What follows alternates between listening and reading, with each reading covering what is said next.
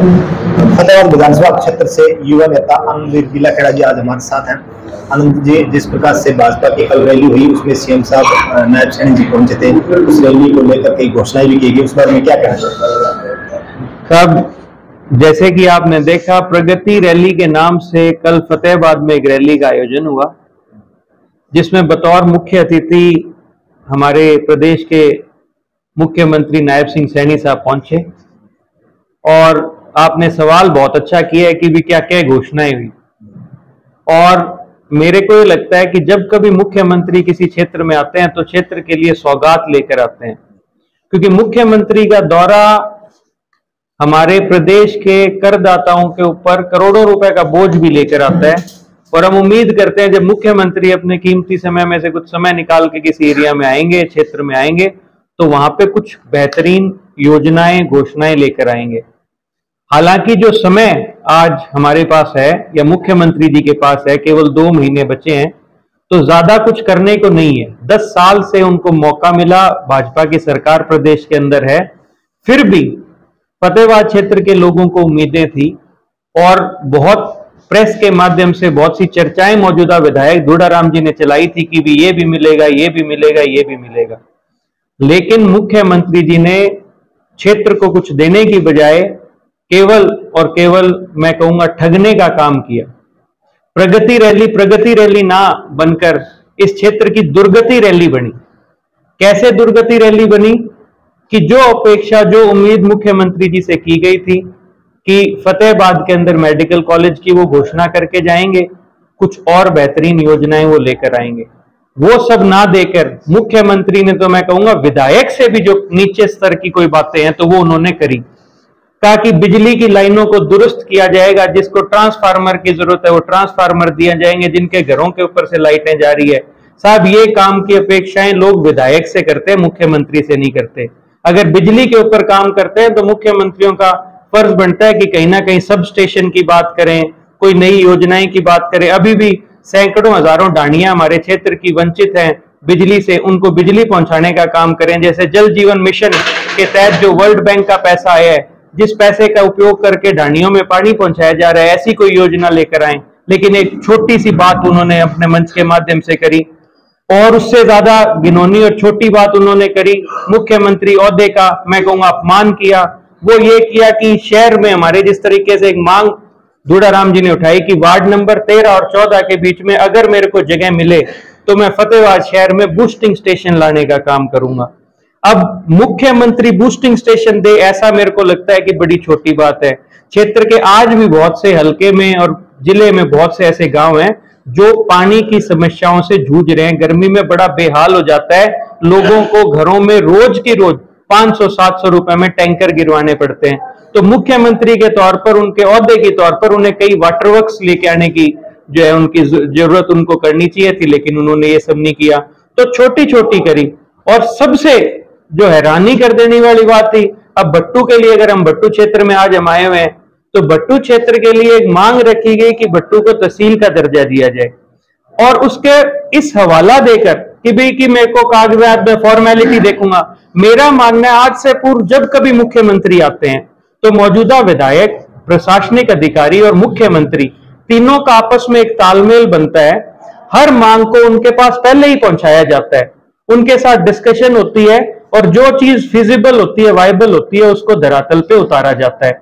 ये कोई ड्रामा नहीं है कि 42 मांगे जो है स्टेज के ऊपर दुड़ाराम जी ने मांग ली, जिनमें से केवल 5 मांगों को मुख्यमंत्री ने स्वीकार किया। तो इससे ये साफ झलकता है कि हमारा विधायक जो है उसने ये मांगे केवल एक औपचारिकता पूरी करने के लिए, भाई मैं तो मांगा कर ली, अब मैं ना मिली तो मैं करूं के, केवल आप लोगों के बीच में आके ये बात कह सके ऐसे करी।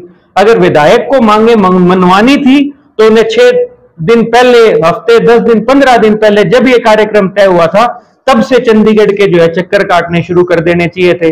और मुख्यमंत्री को अगर सही मायने में इस क्षेत्र को कुछ देना था तो उनको सही तरीके से अधिकारियों से डिस्कशन करके, ये बातें कोई स्टेज पे कहने की नहीं होती, अगर फिजिबल हुआ तो मैं कर दूंगा, तो फिर आप मुख्यमंत्री किस काम के हो।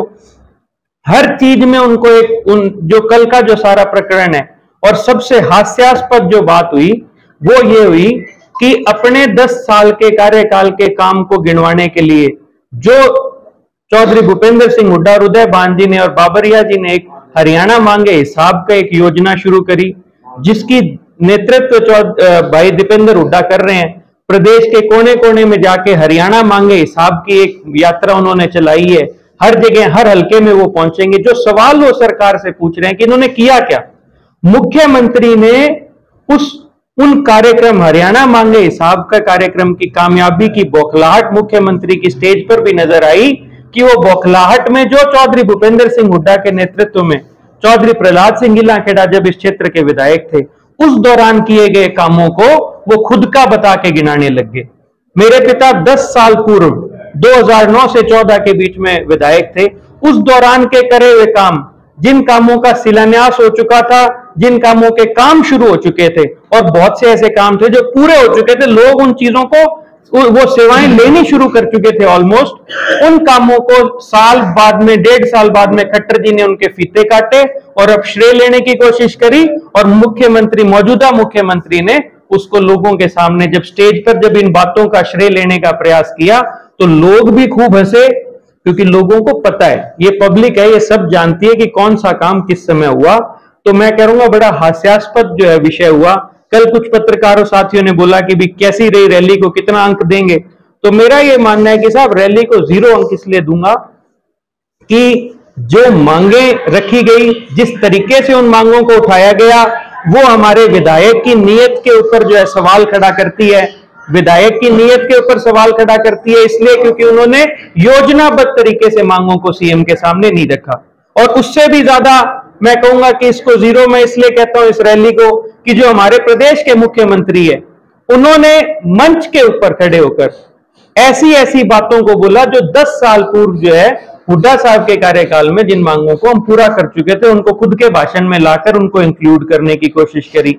और सबसे बड़ा मजाक जब हुआ, जब खुद की गलती को छुपाने के लिए खिसियानी बिल्ली खंबा नोचे की जो प्रकरण हुआ कि खुद की गलतियों को बचाने के लिए स्टेज पे आने के बाद में शाम को रात के 9, साढ़े 9 बजे प्रेस रिलीज होता है। कल के कार्यक्रम का 9:30 से 10 बजे के बाद में प्रेस रिलीज होता है, क्योंकि उनको पता चल गया था कि उन्होंने भाषण में बहुत सी गलतियां करी।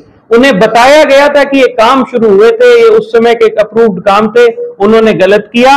अपनी साख को बचाने के लिए उन्होंने अधिकारियों को सस्पेंड करना चालू कर दिया। यानी कि जो बात आज मैं आपको बोल रहा हूं ये सारी तथ्य के आधार पर है। अगर मैं झूठ बोल रहा होता, कल भी मैंने साक्षात्कार दिया, कल मैंने भाषण दिया, कल मैंने लोगों से चर्चा जब करी, तो जो बात मैंने कल कही थी उस बात के ऊपर मोहर खुद भाजपा सरकार के नेतृत्व ने लगाई जब वो अधिकारियों को सस्पेंड करने लग गए। आज जो हालात हमारे प्रदेश के और हमारे क्षेत्र की है, इलाके की जो मांगे थी, उनको सीरियसली ना लेकर एक बहुत ही मैं कहूंगा कि वक्त को लोगों का जाया किया गया और भी उससे भी बड़ी घिनौनी हरकत हुई। मेरे पास वीडियोज है, आप सबको मैं शेयर करूंगा कि जो लोग, सबसे पहले तो उन्हें जबरन ले जाया गया, बट्टू क्षेत्र के सारे स्कूलों को बंद कराया गया, उनकी बसेस भरवाई गई, जो स्कूल्स हैं, कॉलेजेस हैं, जो सरकारी कॉलेजेस हैं, उनके जो टीचर्स हैं, उनको मजबूर किया गया कि वो उस रैली का हिस्सा बने। जो गांव में मेट बैठे हैं उनको कहा गया कि आप लोग जो मनरेगा की लेबर है उसकी चाहे हाजिरी लगानी पड़े, आप उनको लेके जाओ। और जब लोग रैली के अंदर पहुंचे, जिनको धक्के से सरकारी और प्राइवेट बसों में ठूस कर ले जाया गया, पहुंचने के बाद में उन लोगों को जब वहां पे प्यास लगी, गर्मी के कारण जब वो तंग होने लगे एक पतली सी कैनात के, क्योंकि जो शेड था वो आधे से ज्यादा शेड तो स्टेज और डी के अंदर ही समाप्त कर दिया और कुर्सियां लगाते लगाते वो शेड के बाहर निकल गए, जहां पे एक पतली सी कैनात के नीचे गर्मी के अंदर लोगों को बिठाया गया। ना वहां पानी की व्यवस्था थी, ना कोई सुविधा थी। और जब उन लोगों को पानी के लिए जब वो त्राईमाम करने लगे और उन्होंने कहा कि आसपास की दुकान से जाके खुद खरीद के पी लें, तो उन गेटों को बंद किया गया, गेट से निकलने नहीं दिया। कल जो चंद घंटे, जो 4 से 5 घंटे के लिए मंडी का जो बाहर वाला शेड था लाल बत्ती के पास वाला, वो एक सिविल जेल बनाकर जो है मुख्यमंत्री की रैली को जो है एक तरीके से उसको कामयाब दिखाने का प्रयास किया। और यही नहीं, मुख्यमंत्री की रैली को समाप्त होने के बाद में मुख्यमंत्री ने राम सेवा समिति धर्मशाला में लंच जब तक करके निकल नहीं गए, तब तक उन लोगों को वहां पर जबरन बिठाया गया। उन्हें गर्मी में लोगों को दीवार कूद के उस एरिया से निकलने के लिए मजबूर हुए।